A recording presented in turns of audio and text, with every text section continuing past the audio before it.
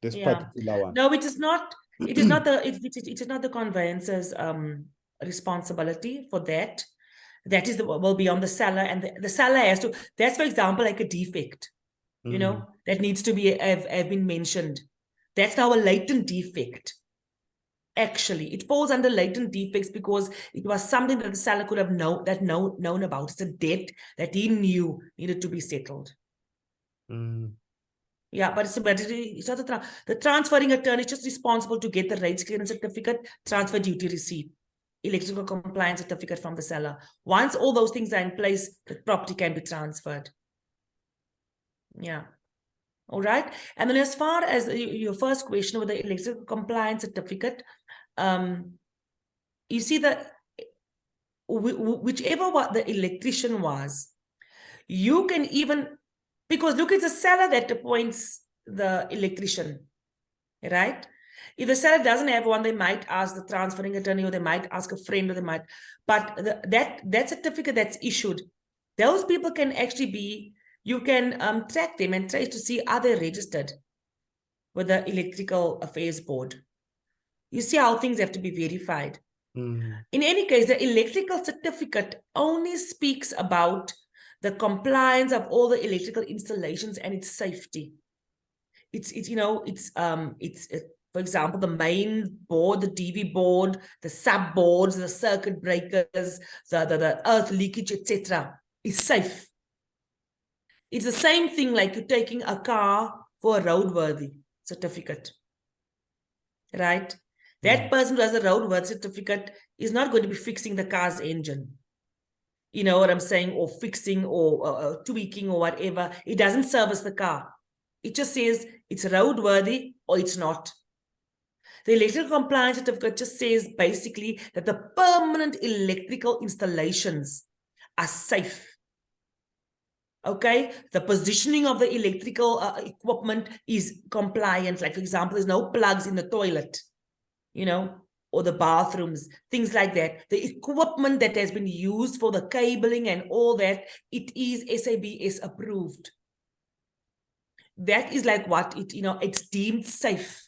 Whether the light switch and things like that is working, you see, those are not permanent fixtures. Those are just like those things you can remove.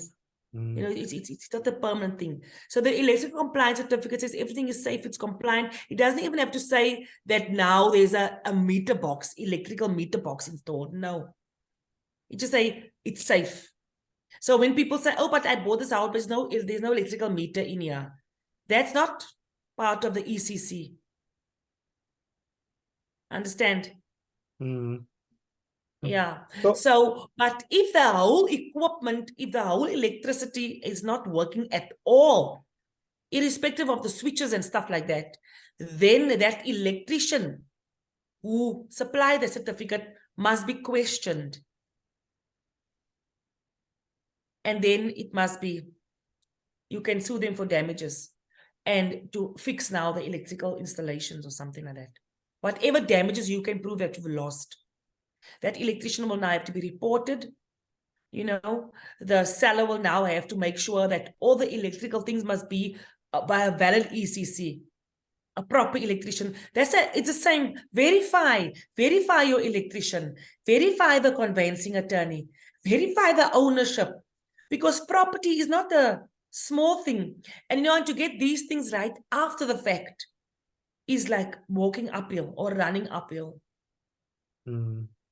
Yeah, you know, there's the electrical ombudsman also that you can report non-compliant. I think Edgar's got his hand up. Edgar? Yeah, I wanted to ask, can you as a buyer then appoint the electrician and ask the seller to pay, since you'll be bearing the risk Look, of movement? Yeah. You can say to the seller, I want to make sure that this all the electrical things are, can I use my electrician? And if he says, sure, look, it's an agreement. And obviously he pays the electrician.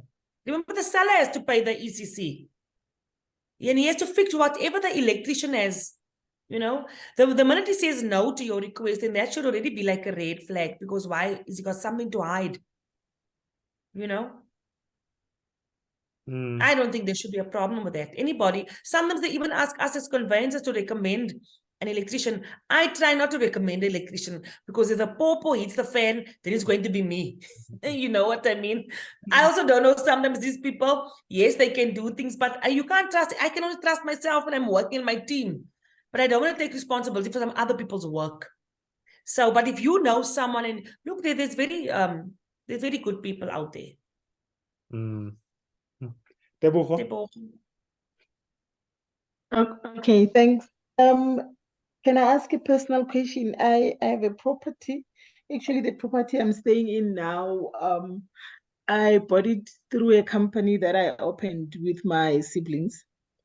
Now I want to change ownership and to be on my name. Do I have to follow all those processes of, electrical compliance and just to change ownership from the company name to my name?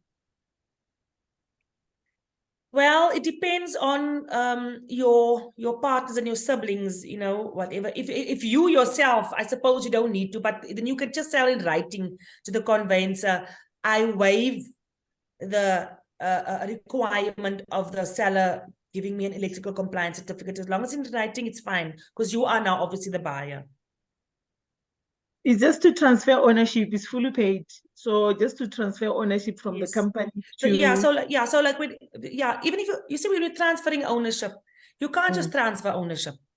You see, people think you can just transfer. There must be a causa, like a cause, a reason, a sale, a donation, a divorce transfer, a deceased transfer, or an expropriation transfer where the government, transfers. You can't just put it over.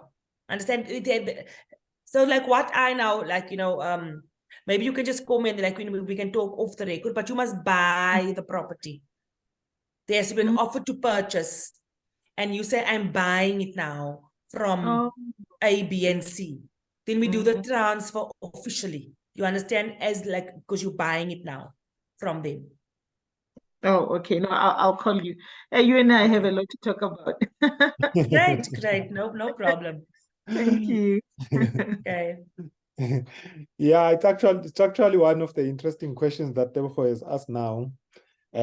Because I know, for instance, there's a lot of people, when investors get into the property journey, they first buy properties on their own name.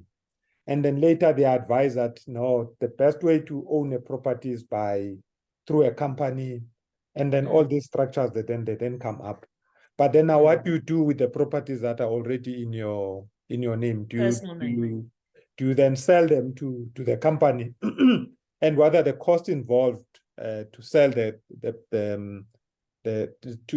transfer now the properties from your name to the company? Well, yes, you have to now sell it to the company. Okay, the company now is going to be like a normal buyer and pay transfer fees like normal. You understand? You as the company, and you, because now you buyer and you seller kind of thing, So look, like I told now, you can waive the requirement for electrical compliance certificate, but there has to be a valid offer to purchase signed, and then the company has to buy it from the individual. Whoever the company's directors, now if there's a sole director, then we'll get all the directors' papers, like the FICA. If you're an individual, you give your ID, your pay slips, your proof of residence. FICA, you give your, your CK documents, company registration documents, things like that. So there has to be a purchase. You can't just transfer, and you can't donate it. Well, you can, but if you donate it, there'll be a donations tax. Yes. Yeah. And then with regard to the bond, you have to re-register, get a new bond. The company has to get well, look, if the company is buying it cash, then there's no need to have a bond. Or if the company is taking a bond, then you'll have to have a bond attorney, But you can call me and we can talk about it. Okay. And then Tebogo?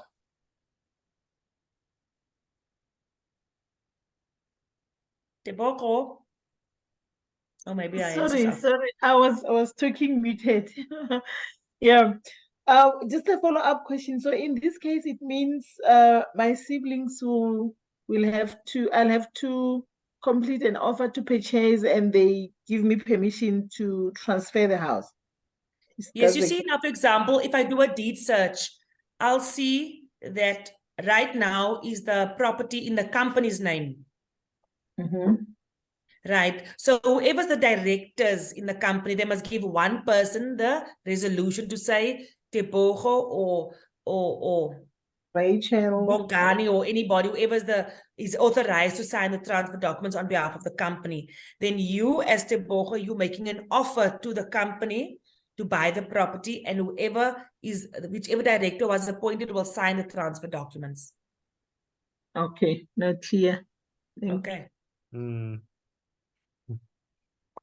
Let's hope Tebogo's siblings, they don't refuse to sell. Anyways.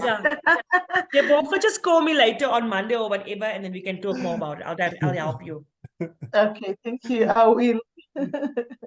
Let's talk about Tebogo's situation just a little more.